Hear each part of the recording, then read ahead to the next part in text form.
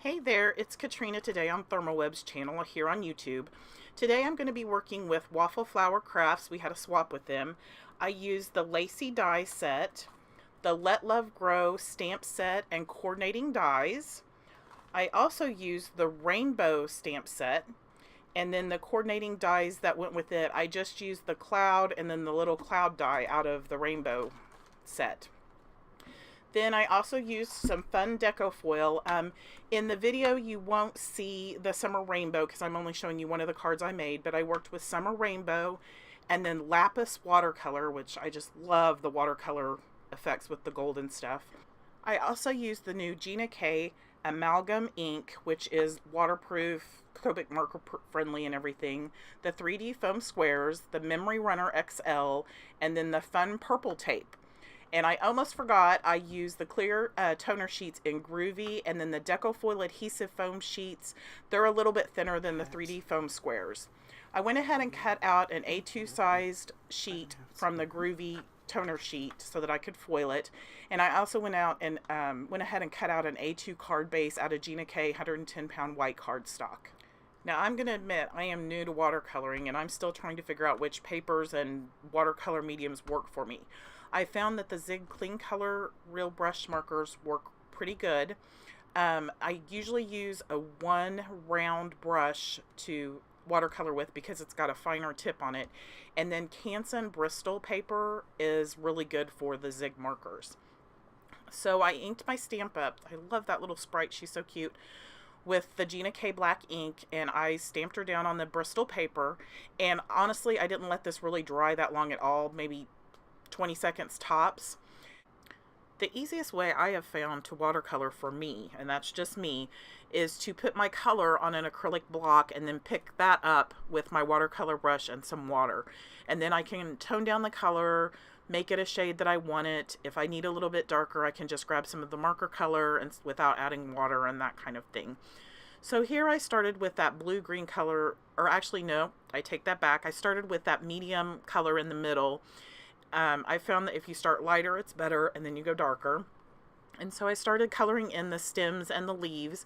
I just colored about half the leaf on each leaf with this color, and then I colored the top of her head a little bit, and then I colored a little bit of her belly. And I also have a light green in there that you can't see really well.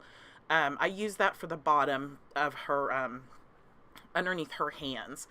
And so then I also took that color and mixed it into the tip of the leaves, and then used the darker color to kind of tone up the bottom of the leaves and make them a little darker and give it a little depth.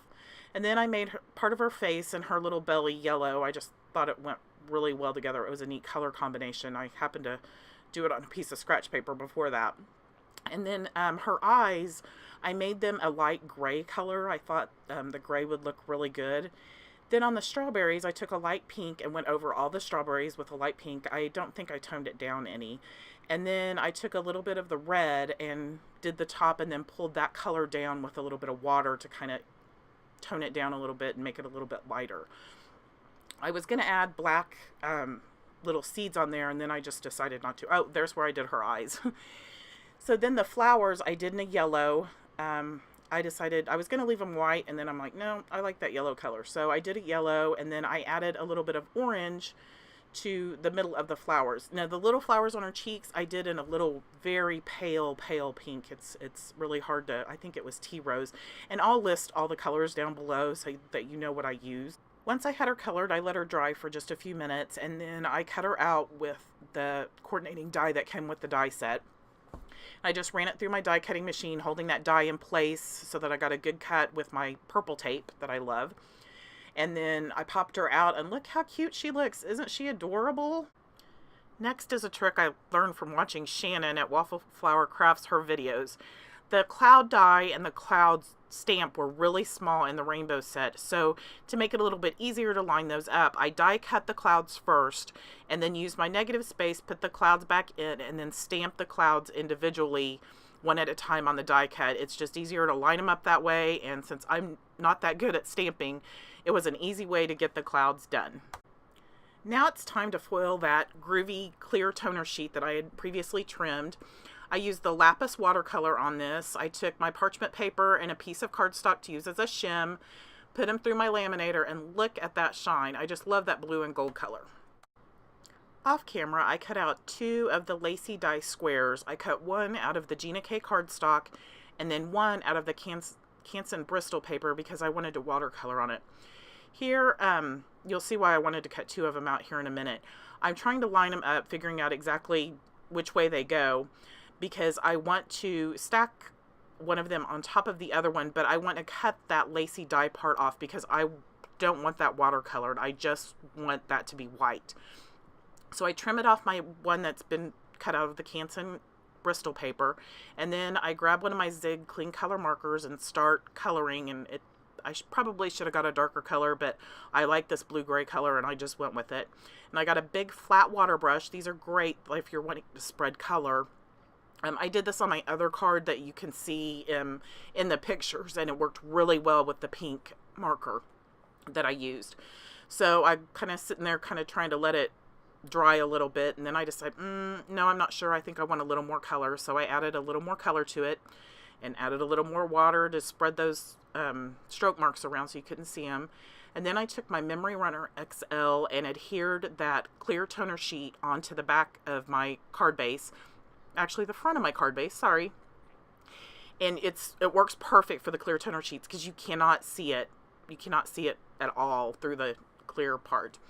So then I took the Gina cardstock die cut that I had done, and I popped it up with some 3D foam squares. I love the 1/2-inch ones. They cover a lot of ground, and they're easy for my big clumsy fingers to use. So I pop those. This is how I usually do my cards. If I have a centerpiece, I'll put it in the 4 corners and then 1 or 2 in the center, depending on how big that center is. I centered that on my card front, and then I took my watercolor piece that I did and lined it up again, and then I used the 3D foam squares on it to pop it up off my cardstock also. Now it was time to put my watercolor panel in the center of that other die cut. I used the 3D foam squares for it also, and I put the same amount of foam pieces on it.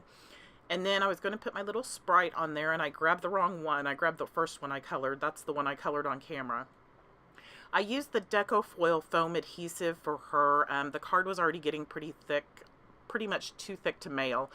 So I used the Deco Foil foam adhesive, which is a lot thinner. It's great to stack up. You can stack 2 or 3 layers and you're still not quite as thick as the 3D foam square. So it's a nice alternative if you just want a little dimension. I just trimmed pieces of the Deco Foil foam adhesive out and just stuck them on the back of her.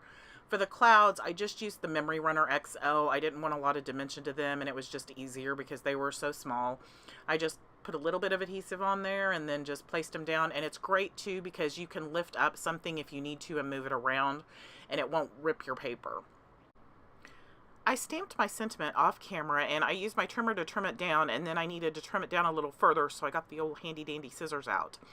I used the Deco Foil foam adhesive to apply it to my card front, and then I just peeled the backing off of it and just stuck it down. That way it's the same dimension as the little sprite on the other side.